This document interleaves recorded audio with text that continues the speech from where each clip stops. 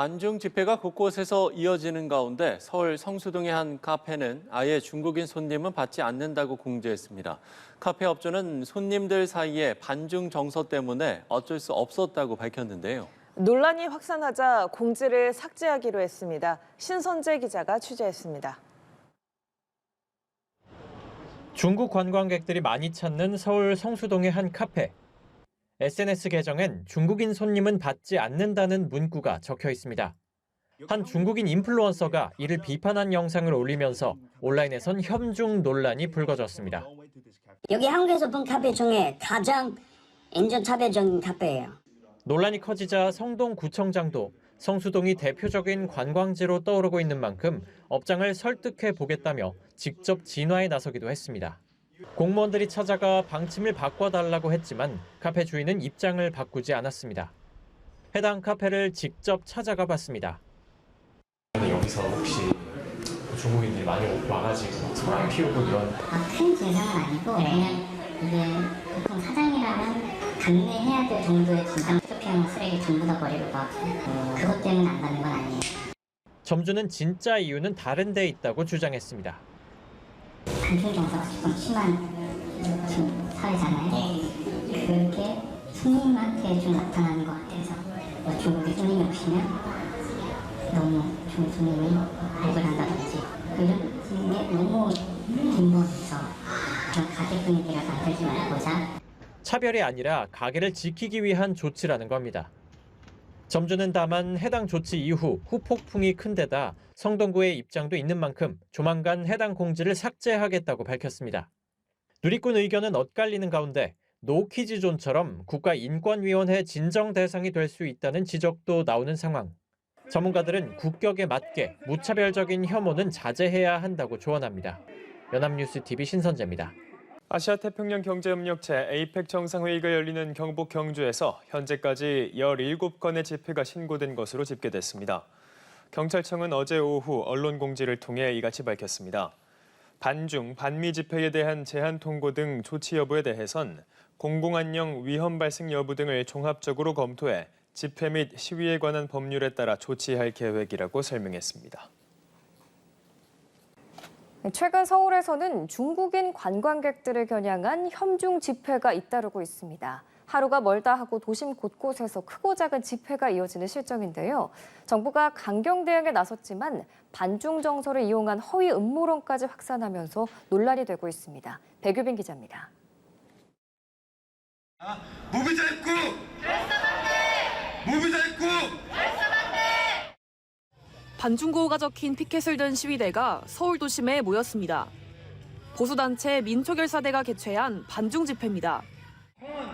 태극기와 성조기를 든 시위대는 반중구호를 외치며 이곳 여의도에서 3km가량을 행진했습니다.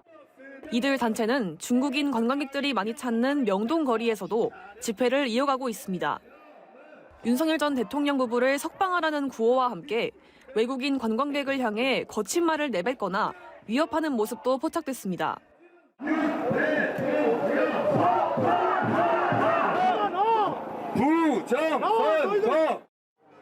실제 올해 10월 기준 명동 일대에서 열린 이른바 혐중 집회는 65건으로 지난해에 비해 5배 가까이 증가했습니다. 비상계엄 사태 이후부터 이어진 보수단체들의 윤 전 대통령 지지 집회가 이제는 반중 집회로 변모하는 양상입니다. 도를 넘은 혐오 시위에 당국은 잇따라 대응책을 내놨습니다. 이재명 대통령까지 나서 자해 행위라며 강하게 비판했고 정말 문화적이지 못한 정말 저질적인 그런 국격을 훼손하는 그런 행위들을 결코 방치하거나 또 해서도 안 되겠습니다. 행정안전부는 국가경찰위원회에 경찰에 적극적인 법 집행 방안 안건을 부의하며 적극 대응을 강조했습니다. 하지만 반중 집회는 사그라들지 않는 모양새입니다. SNS와 유튜브에는 음모론도 확산하고 있습니다. 최근 국정자원 화재의 배후에 중국이 있다는 도를 넘는 근거 없는 주장까지 나왔습니다. 전문가들은 반중 정서를 활용한 혐오와 불안감 조장이 심각해지고 있다며 우려를 표했습니다. 일반 국민들 사이에서 퍼져 있는 중국인들에 대한 적개감, 반발심들을 이용해서 우리의 적이다라고 하는 프레임을 만들고 현중 정서를 활용해서 자신들의 어떤 정치적 이익을 극대화하려고 하는 그런 부분들이 숨어 있다. 사회적인 불안감을 자극하는 만큼 근거 없는 음모론에 단호하게 대응할 필요가 있다는 목소리도 나옵니다. 연합뉴스 TV 백유빈입니다. 개천절인 어제도 서울 도심에서 보수단체들의 반중 집회가 이어졌습니다. 이재명 대통령의 자해행위 경고에도 원색적인 표현이 쏟아졌습니다. 단체 관광객 무비자 입국 시행과 맞물려 집회 강도도 높아지고 있는데 주변을 지나는 시민들은 불편함을 토로했습니다. 한채희 기자입니다. 서울 도심의 성조기와 함께 반중 구호가 담긴 피켓이 빼곡합니다.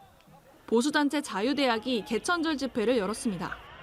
동대문역에서 광화문까지 행진한 뒤 저녁까지 집회를 이어갔는데 경찰 비공식 추산 약 4천 명이 참가했습니다.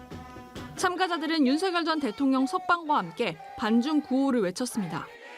전날 법원이 경찰의 집회 제한 통고에 대해 집행 정지 결정을 내리면서도 언어적 폭력을 허용하는 건 아니라고 밝혔지만 혐중 발언을 쏟아냈습니다.